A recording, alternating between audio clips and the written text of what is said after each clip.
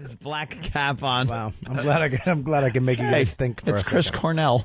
How you doing, man? How do you know it's Chris Cornell? Because I've seen you before. Oh, it's Chris Cornell, one of the greatest singers in rock history. That's right what it there. I've always said it. I've always said that we've been huge, one of the best. We've been huge fans, and that's why we're kind of disappointed. We got to at least acknowledge the fact that we got a lot of equipment set up because we thought you were playing today, and there was a miscommunication somewhere. We were just talking about that. I don't know how the miscommunication happened, but I'll sing a little bit for you. If I could put time in a bottle, then there's one thing I'd like to do. I'd put some time in the bottle, and then I'd have time in a bottle. All right. Thank you. Wow. I came through. I totally came through. Yeah, I don't know how people like somebody says, oh, yeah, Chris will come in and sing. And even I was like, it's kind of early. Yeah, for someone to sing. I know how it is to wake up and try to belt something out. Yeah, you know, especially with your range and a vocal style, it's not really conducive to morning singing. Not really. I mean, I've done it, but you have to wake up even a couple hours earlier and sort of kind of take a shower and sing, or stay up all night or something. Well, that's sort of what I'm doing now. I played a show last night and the night before at the Beacon. So 2 sold-out shows at the Beacon. Yeah, so I've had about an hour's sleep right now.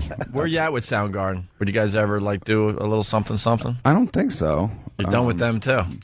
Well, it's been 10 years now, and not once have I received a call or heard of anybody wanting to get that going again. So the fans, man, that's who wants it to get back together. Yeah, you guys had some great stuff. Yeah, how long can time go by before it gets silly that you get together again? I don't know. I think it's so cool to not do it. To just not do it? Yeah.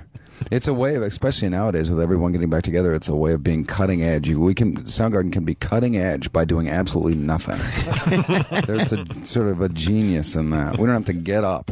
Do you do it? They're really ahead of the game, man. They're ahead of everybody. Were you influenced by anything at the time? Because Soundgarden is known to be one of those bands during the grunge period that was like, wow, this is a standout band. Because it was a complete change of music. It went from that 80s hair stuff to the stuff you guys were doing. Yeah. Like, what changed that for you? How were you able to take that 80s stuff and completely get it out of your head and get into this new music? It's just so odd to me that... We were kind of in, or wanting to be, initially, in what was a very healthy U.S. indie record scene at the time, which had bands like Black Flag and Bad Brains and Husker Du and Sonic Youth. And the one wrinkle that we put on it was, and maybe it's because Seattle was always sort of a guitar-based kind of place, we wanted to include 70s rock influences that we liked. Riff rock, old school, not necessarily like the 20-minute guitar solos and things like that, but heavy rock that we liked from the 70s, which was not really allowed. Since punk rock, that was sort of not cool.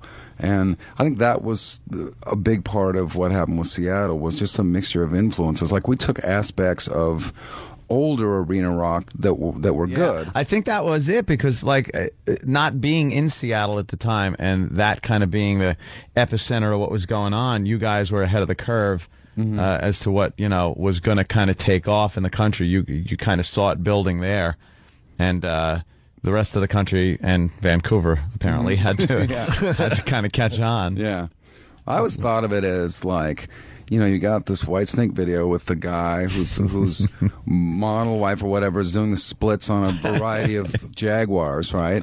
And it's kind of what hip hop does sometimes, which is separating the artist from the audience and basically throwing it in your face, like, you ain't gonna be me and you're never gonna have her. And then you see Smells Like Teen Spirit, which is probably a catchier song in the pop world.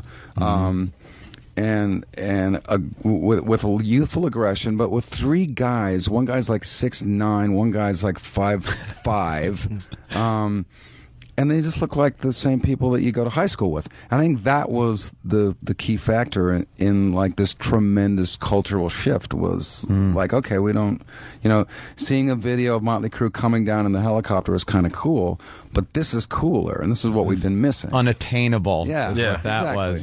That was rock and roll. And yeah. That it just seemed to happen so quickly too.